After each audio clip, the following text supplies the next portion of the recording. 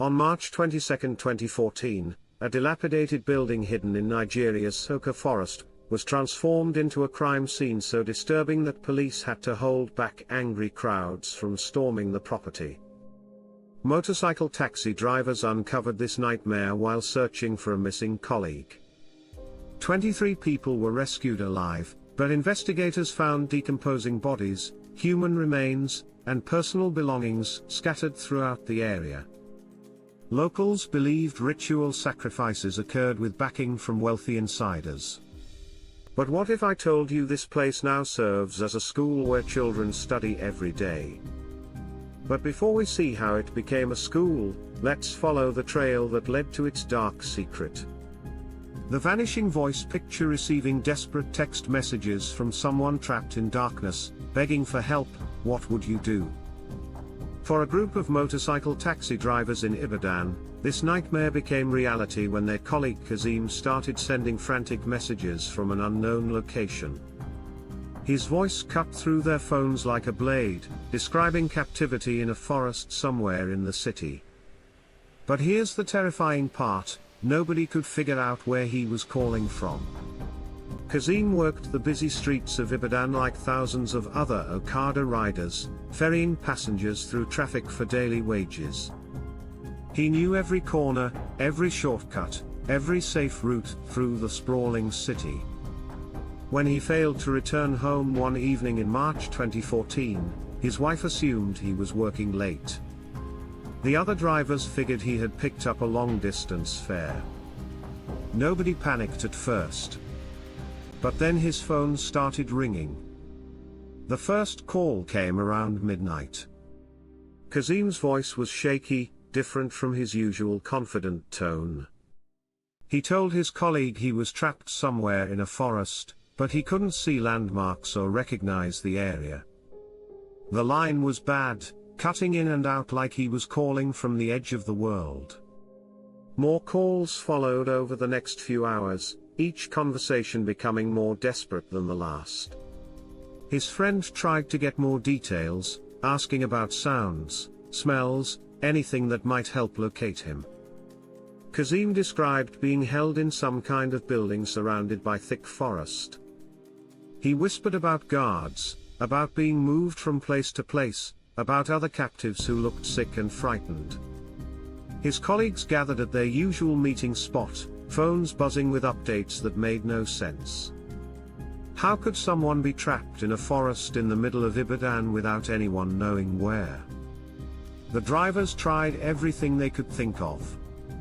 They contacted local police stations, but officers showed little interest in another missing Okada rider. Motorcycle taxi drivers disappeared regularly in the city, some joined armed robbery gangs, others simply moved to different areas for better business. The police treated Kazim's case like just another routine disappearance report. His colleagues knew better. They had worked with Kazim for years.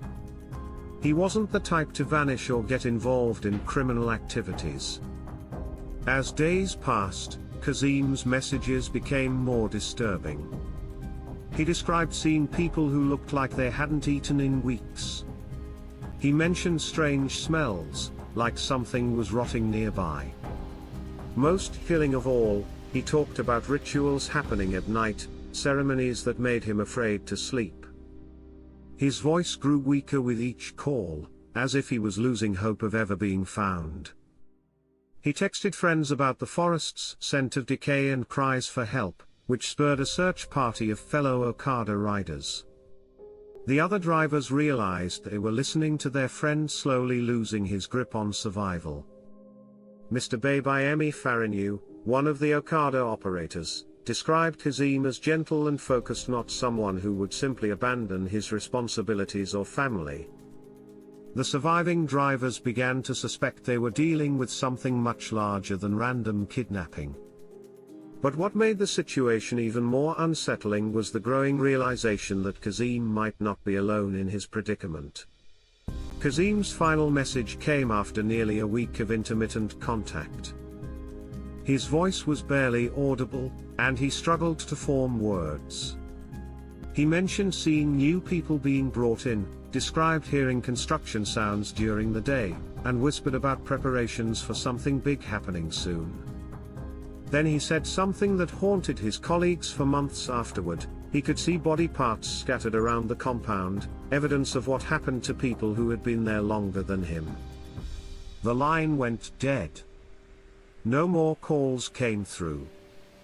The drivers waited by their phones for hours, then days, hoping for one more message, one more clue about where their friend was being held.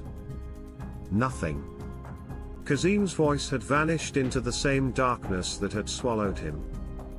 His colleagues faced a choice: accept that he was gone forever, or take matters into their own hands and search for him themselves. The cryptic details from his desperate messages were all they had to guide them into the unknown. Into the heart of darkness, what drives ordinary people to venture into a place where even daylight seems afraid to enter? For the motorcycle taxi drivers searching for Kazim, the answer was simple: brotherhood meant more than fear. They couldn't abandon their colleague to whatever nightmare had swallowed him whole. These weren't trained investigators or armed security forces. They were working men with families, people who earned their daily bread navigating Ibadan's chaotic streets. But when one of their own vanished, they transformed into something more dangerous than any criminal expected: determined rescuers with nothing left to lose. The search party assembled at dawn on March 22, 2014. Kazim's relatives joined his fellow drivers, creating an unlikely rescue team armed with motorcycles, flashlights, and fragments of hope. They had spent days analyzing his desperate phone calls, trying to piece together geographic clues from his whispered descriptions. He had mentioned forest sounds, the smell of rotting vegetation, and distant construction noise. Most importantly, he had described being moved between locations within what seemed like a compound hidden deep in wooded areas. The Soka Forest stretched before them like a green maze designed to hide secrets. Dense vegetation created walls of shadow even during midday hours. The canopy above blocked most sunlight, leaving the forest floor in perpetual twilight. Following rutted paths that barely qualified as roads, the search party pushed their motorcycles through terrain that grew increasingly hostile. Branches scraped against their arms and faces. Thorns caught their clothing and skin. The air grew thick with humidity, and an underlying smell they couldn't identify, something organic and wrong. Then they saw it. Hidden behind a curtain of overgrown vegetation stood a building that looked like it had been forgotten by time itself. The structure sagged under the weight of neglect, its walls stained with moisture and decay. Vines crawled across the exterior like green fingers trying to pull the entire building underground. Windows gaped like hollow eye sockets, their glass long since shattered or removed. This wasn't just abandonment, this was deliberate concealment. The smell hit them first. An overpowering stench that made several drivers cover their faces with their shirts. It wasn't the clean smell of forest decay or natural decomposition. This was something else entirely: sweet, rotten, and unmistakably human. Scattered around the building's perimeter, personal belongings caught the filtered sunlight. A woman's handbag. Men's shoes. Clothing in various stages of decay. Each item told a story of someone who had arrived here but never left. The unnatural silence was perhaps the most disturbing element of all. Forests are supposed to be alive with sound: insects buzzing, birds calling, small animals moving through underbrush. Here, nothing stirred. The only sounds came from the search party themselves, their breathing, their footsteps, their whispered conversations about what they were seeing. As they circled the building, the scale of horror became clear. This wasn't a simple kidnapping location or temporary holding facility. The scattered evidence suggested months or even years of continuous activity. Multiple structures connected by worn paths indicated an extensive operation. Fresh tire tracks mixed with older markings in the muddy ground. Someone had been using this place regularly, recently, systematically. The drivers decided to document everything before calling authorities. Using their phones, they began photographing the scene, creating evidence that couldn't be dismissed or ignored. Each image revealed new horrors: human bones, scattered like discarded trash, makeshift graves barely concealed by thrown dirt, ritual markings carved into trees and walls. But their most crucial discovery came when they heard voices from inside the main building. 23 people were found alive, rescued from conditions so horrific that many required immediate medical attention. These survivors represented just a fraction of those who had passed through this compound, their rescue providing the first glimpse into the true scope of what had been happening in the Soka Forest. The compound's layout told a story of systematic organization. Multiple structures, connecting pathways, and evidence of long-term use suggested something far more sinister than random violence. The drivers had stumbled into an operation that would challenge everything investigators thought they knew about organized crime. What they found next would test the limits of even the most experienced officers. The inventory of nightmares. Investigators faced a catalogue of evidence so disturbing that hardened officers couldn't finish their shifts. When authorities finally arrived at the Soka Forest compound, they encountered a scene that would haunt them for years. The systematic discovery of what lay within and around the horror house revealed an operation more sinister than anyone had imagined. Each room told a story of human suffering that stretched back months, possibly years. The gruesome inventory began with the most obvious horrors. Skeletons littered the blood-stained floors like discarded mannequins. Decomposing bodies in various stages of decay filled corners and hidden spaces throughout the building. Skulls stared from shelves and windowsills, their empty sockets bearing witness to unspeakable acts. The smell was so overpowering that investigators had to take frequent breaks just to breathe clean air outside the compound. But here's where things get really interesting. Mixed among the dead were the living. 23 survivors emerged from this nightmare, their rescue offering the only bright spot in an otherwise hopeless situation. 7 of these survivors were found in the surrounding bushes, described as living skeletons who had been reduced to barely human conditions. Their severe malnourishment told the story of prolonged captivity and systematic neglect. Several individuals were discovered shackled with leg irons, their legs bearing the permanent marks of metal restraints. The rescued survivors could barely speak when first discovered.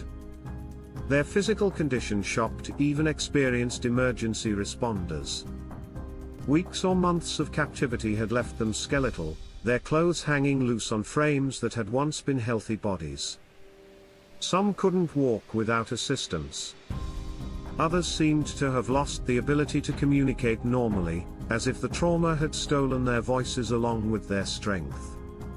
Medical teams worked frantically to stabilize them before transport to hospitals across Ibadan. Could it be possible that the physical evidence revealed an even darker truth? The chilling evidence of ritualistic activities appeared throughout the site in ways that suggested careful planning and repeated ceremonies. Witnesses reported an overpowering stench and swarms of flies that created a gruesome atmosphere unlike anything they had experienced. Local media reported claims of body parts being trafficked at night, though the full scope of these alleged activities remained unclear. The disturbing variety of victims became clear through the personal belongings scattered in surrounding areas. Traveling bags, footwear, and clothes created a museum of interrupted lives. National driver's licenses, wallets, and passport photographs told stories of victims from different backgrounds and locations. One driver's license belonged to Akinola James Idowu of the NISC Secretariat in Ibadan, and another to Saidi Aradeta of Lagos State. These identification documents revealed that victims had been drawn from across Nigeria, not just the local Ibadan area. Now, consider this alternative. The timeline investigators pieced together suggested years of continuous operation. The advanced decomposition of some remains indicated the site had been active for extended periods. Fresh evidence mixed with older materials showed a pattern of regular activity rather than isolated incidents. The building's layout revealed holding areas, shackles, and waste disposal zones that functioned with disturbing efficiency. The forensic challenges proved overwhelming for local authorities. Advanced decomposition made victim identification nearly impossible in many cases. Scattered remains had been mixed together, making it difficult to determine exact victim counts. Weather and time had destroyed much of the physical evidence that might have revealed the perpetrators' identities.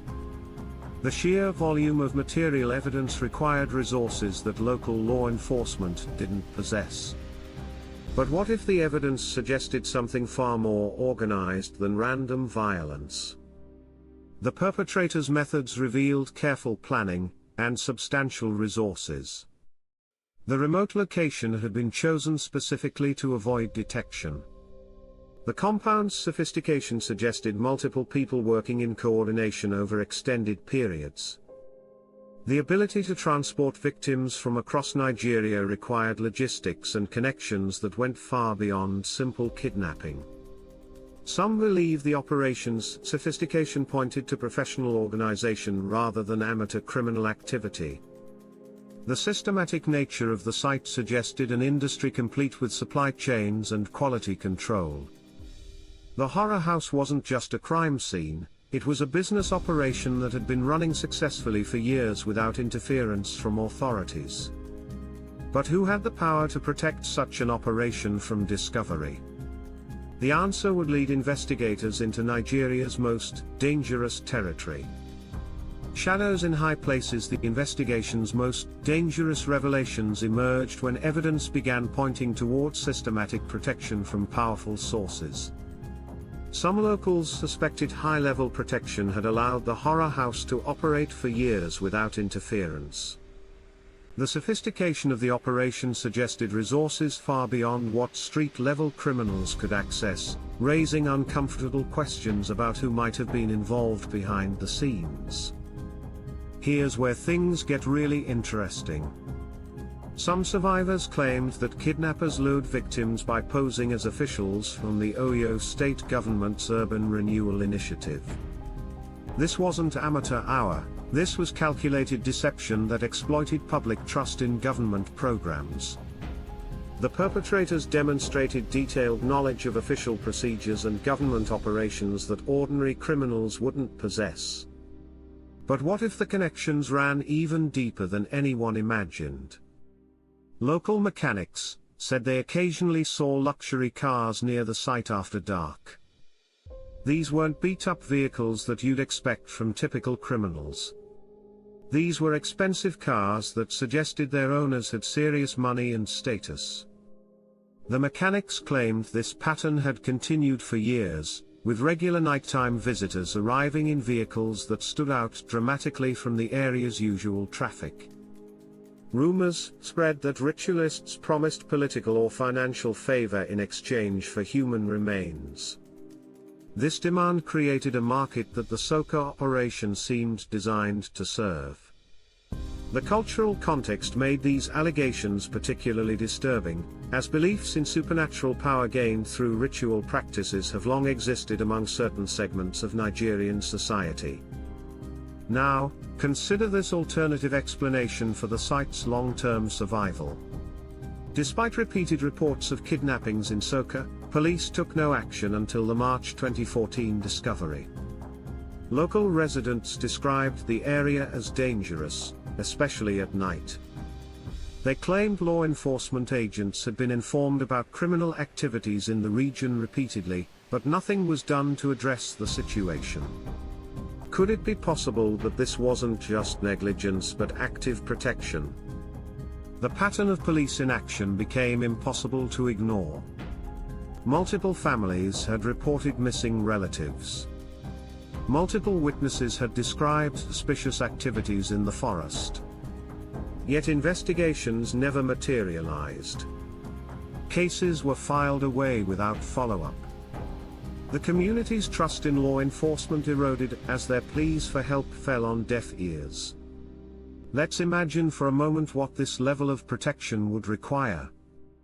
Someone with serious political influence would need to ensure that police reports disappeared or were never properly investigated.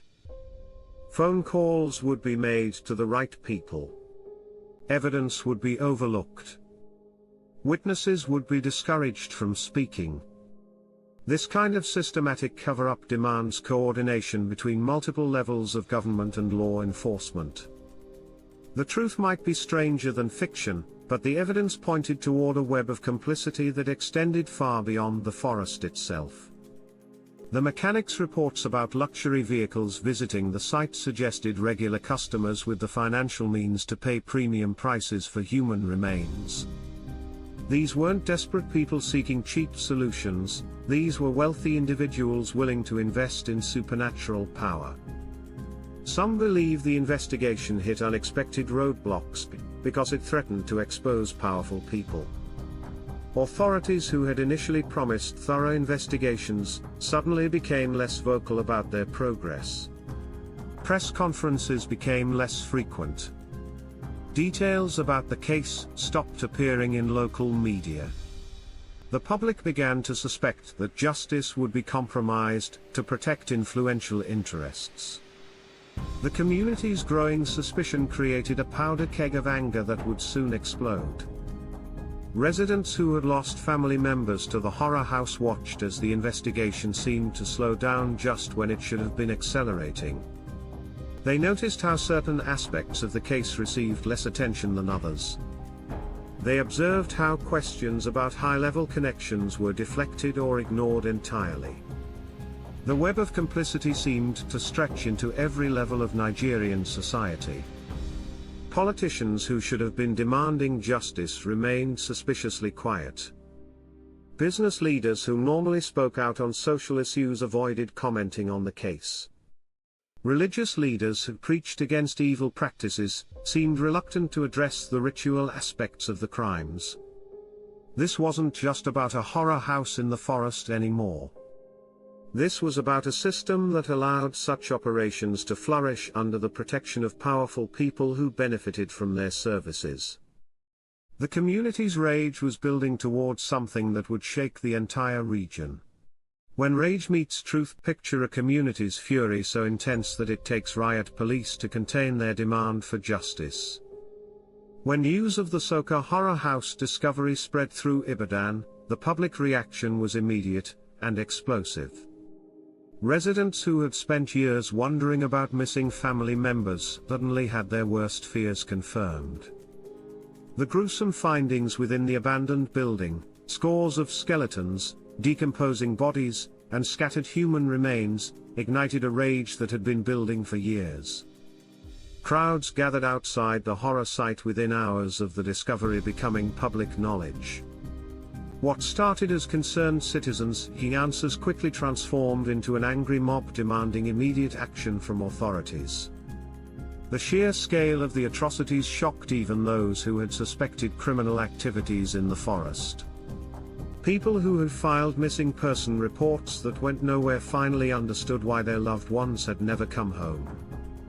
The violent clashes erupted when police tried to prevent locals from entering the property. Residents pushed against barricades, demanding access to search for evidence of their missing relatives. Officers used tear gas and batons to disperse the crowds, but the protesters kept returning with greater numbers and increased determination. The BBC reported at least 20 injuries during these confrontations as crowds surged forward and then retreated under police pressure. Some protesters were beaten while trying to breach security cordons, others were overcome by tear gas, and several required hospitalization after being trampled in the chaos. But what if this explosive rage had been building for much longer than anyone realized? The community's deep-seated anger about years of ignored disappearances finally found a target. Families who had begged police to investigate missing relatives now saw physical proof that their concerns had been justified all along. Parents who had been told their children probably ran away to Lagos or joined criminal gangs discovered that the truth was far more horrific. The discovery validated long-held suspicions about corruption protecting criminal networks in the region. Residents had whispered for years about strange activities in the Soka Forest. They had reported suspicious vehicles traveling forest roads at night. They had filed complaints about people disappearing near the area. Now they understood why their reports had been ignored or dismissed by authorities who should have been protecting them. Here's where things get really interesting. The protesters' demands went far beyond simple justice for the Soka victims. They wanted immediate arrests of everyone connected to the horror house operation. They demanded full disclosure, all evidence found at the site.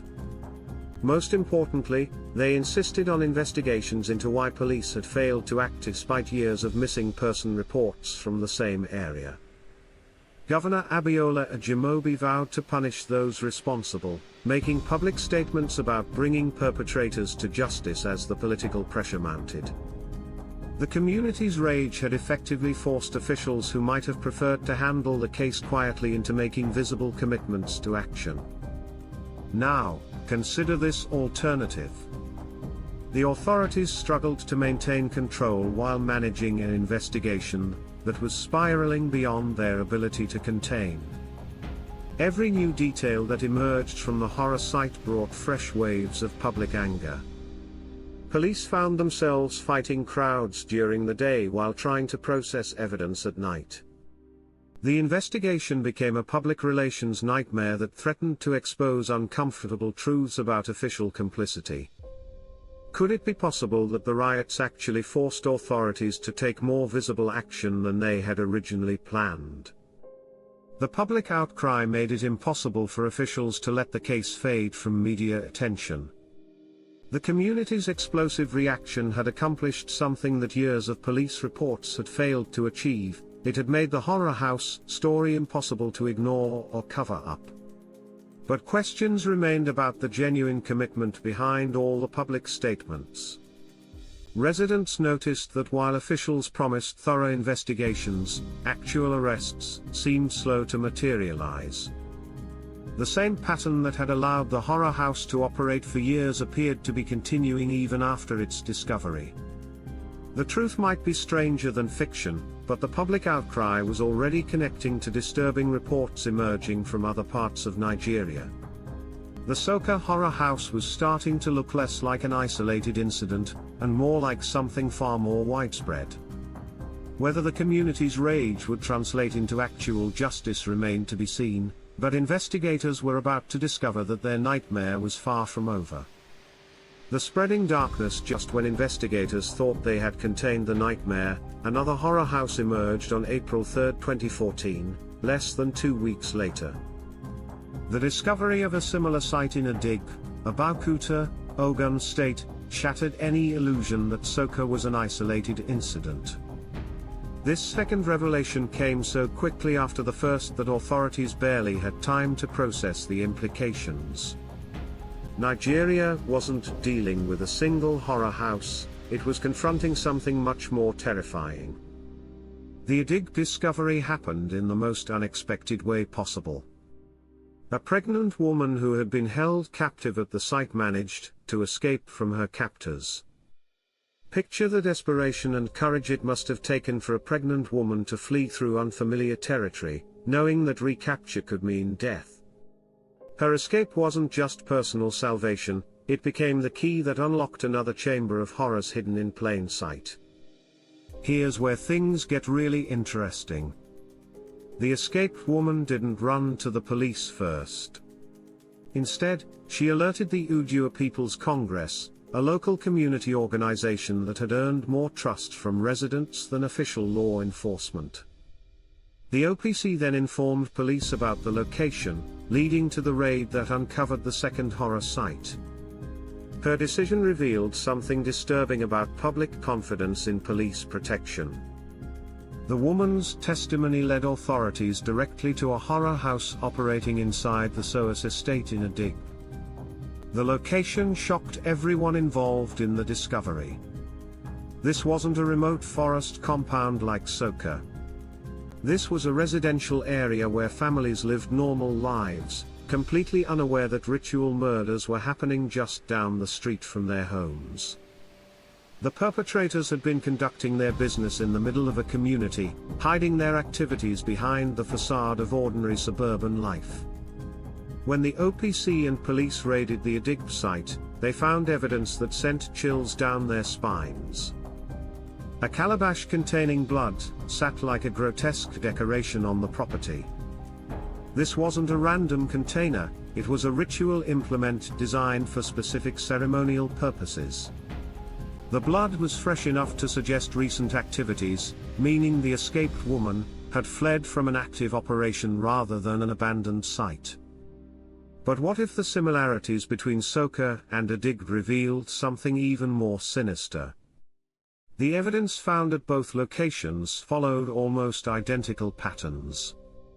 Used clothing scattered throughout both sites suggested similar victim processing methods. Personal belongings created the same museum of interrupted lives that investigators had discovered in the Soka Forest.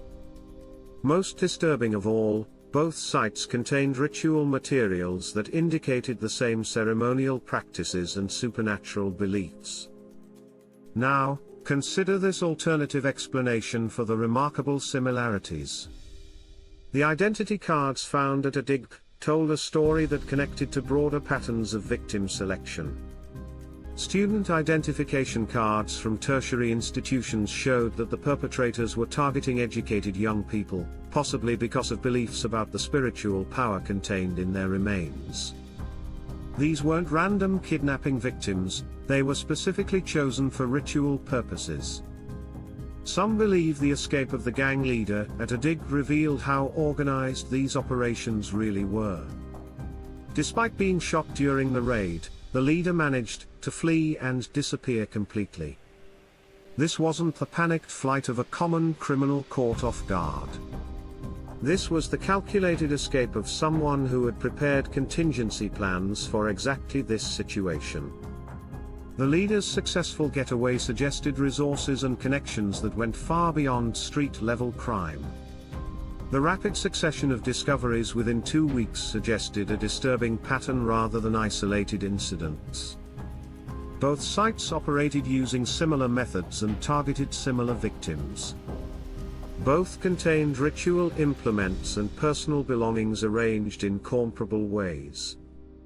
The timing of their discoveries raised terrifying questions about how many more such locations might exist across Nigeria. Could it be possible that the Adig discovery was just the beginning of a larger revelation? If 2 horror houses could be discovered within 2 weeks, how many others were still operating in secret? The evidence pointed towards something that authorities were reluctant to acknowledge publicly: Nigeria might harbor multiple ritual murder sites operating simultaneously across different states. The second discovery shattered any hope that Soka was an anomaly that could be contained and forgotten. Instead, it exposed the horrifying possibility that Nigeria was dealing with a systematic problem that reached into every corner of the country. The spreading darkness was no longer confined to a single forest, it had revealed itself in residential neighborhoods where ordinary families lived their daily lives. But what would happen to these cursed places once the investigations ended and the media attention faded away? Ghosts in the classroom. The Oyo state government faced an unprecedented challenge when they decided to transform the Soka horror site into the Oyo State Comprehensive Model School. Their solution was radical: tear down every trace of the nightmare and build something completely new. They demolished the buildings where ritual murders had taken place and constructed a modern secondary school with fresh classrooms, clean hallways, and bright windows. In 2018, the Soka site was redeveloped into Oyo State Comprehensive Model School, positioned as the ultimate symbol of renewal and healing for a traumatized community. Despite modern classrooms, enrollment remained low, with fewer than 20 pupils in the first term, as parents feared the site's past. The community's reaction to having children learn where people once died horribly revealed deep psychological wounds that construction couldn't heal. Parents struggled with an impossible question: could they trust their children's safety to a place that had once been synonymous with death and horror? The name Soka itself had become a curse word in local conversations, representing everything evil and terrifying about ritual murder in Nigeria. The low enrollment rates became a daily reminder that some wounds run deeper than government initiatives can reach. Empty desks in classrooms told a different story about whether the community truly believed in this transformation. The government's efforts to change the area's image created an uncomfortable tension between official narrative and community memory. Politicians spoke about transformation and healing during ribbon-cutting ceremonies, yet the reality on the ground painted a more complex picture. Here's where things get really interesting. The community remained deeply divided about the transformation, with residents holding completely opposite views about the site's safety. Pa Isaac Akinloy, a 79-year-old retired soldier who lived near the former den, expressed joy at the transformation. He stated that the government's decision to establish a modern secondary school had helped residents overcome the fear and trauma. His words offered hope that healing was possible, even after experiencing unimaginable horror firsthand. But what if fear was stronger than hope for many families? A resident named Ahmed explained why enrollment remained low, stating that the fear that the environment could still harbor evil discouraged many parents from registering their children in the school. He noted that the past issue regarding the location was a significant factor keeping families away. The psychological impact of the site's history proved more powerful than any physical renovation could overcome. Now, consider this alternative perspective on the transformation's success. The school's existence created a daily contradiction for the Soka community. Every morning, children who did attend classes walked through gates that stood where horror house victims had once been held captive. Teachers conducted lessons in classrooms built over ground that had been soaked with human blood. Parents dropped off their children at a location they had once avoided in terror.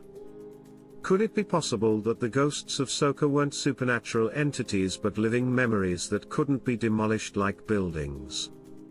The community's ongoing reluctance to fully embrace the school revealed uncomfortable truths about trauma and healing. Government officials had assumed that physical transformation would automatically lead to psychological recovery. They discovered instead that changing landscapes was much easier than changing minds.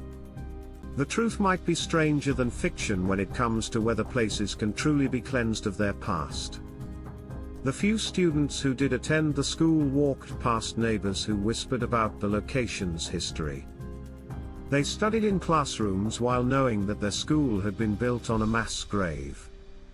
They tried to focus on mathematics and literature while adults in their community remained convinced that evil still lurked beneath the foundation. The transformation raised broader questions about justice, memory, and healing that extend far beyond a single school in Ibadan. The efforts to change the area's image while acknowledging its traumatic history created an impossible balance. Officials couldn't completely ignore what had happened at Soka without appearing callous to victims' families. Yet dwelling on the horror would only reinforce the fears that kept enrollment low. Some wounds run too deep for simple solutions, and the legacy of Soka continues to haunt the community in ways that no demolition could address. The school became a symbol of this tension between remembering and forgetting, between honoring the dead and serving the living. But the deeper questions that emerged from this horror house discovery reach far beyond the boundaries of any single community. The systematic failures that allowed Soka to operate undetected exposed cracks in Nigeria's approach to protecting its most vulnerable citizens. The discovery underscored the need for a more comprehensive approach to addressing human trafficking and ritualistic crimes in Nigeria. Yet the transformation of the site into a school, while a positive step, does not fully address the underlying issues that allowed such a place to exist. The buildings were demolished and replaced by the school, yet no perpetrators were publicly charged, highlighting the unresolved justice element. Consider this: if such horrors could operate undetected for so long, what other nightmares might be hiding in the shadows of our world? When missing person cases go silent, remember Soka, where one man's distress led to exposing an unimaginable horror.